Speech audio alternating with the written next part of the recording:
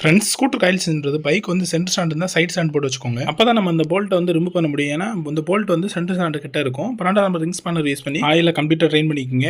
இந்த போல்ட்டை ரிமூவ் பண்ணும்போது பார்த்தீங்கன்னா ஒரு வாசர் வரும். ஸோ வாசரை கவனமாக எடுத்து வச்சுக்கோங்க. ஆயில ட்ரெயின் பண்ணும்போது கொஞ்சம் வண்டி இந்த மாதிரி நிமித்தினீங்கன்னா உள்ள இருக்க மிச்ச ஆயில் வந்து கம்ப்ளீட்டாக ட்ரெயின் ஆயிரும். ஸோ வேஸ்ட் ஆயில் வந்து ஓரம் கட்டிட்டு போல்ட்டை வந்து வாசரை வச்சு ஃபுல் ட்ரீட் பண்ணிக்கோங்க. ஆயில் சேஞ்ச் பண்ணுறது 2500 3000 கொண்டு சேஞ்ச் பண்ணுற மாதிரி. ஆயில் டாப் பண்ணுறது இந்த கவரை ரிமூவ் பண்ணுறதுக்கு முன்னாடி ஃபர்ஸ்ட் வந்து நல்லா வந்து க்ளீன் பண்ணி எடுத்துக்கோங்க. இல்லைன்னா இருக்க மண் வந்து உள்ள போக சான்சஸ் இருக்கு. முடிஞ்சா வாட்டர் சைஸ் பண்ணிக்கோங்க. நீங்கள் ஸ்கூட்டருக்கு ஆயில் சேஞ்ச் பண்ணீங்கன்னா ஸ்கூட்டர் ஆயில் கேட்டு வாங்கினீங்கன்னா மூடி வந்து இந்த மாதிரி வந்து தனியாக வராமல் மூடி மேலேயே ஒரு பொன்னல் அட்டாச்மெண்ட் மாதிரி வரும்.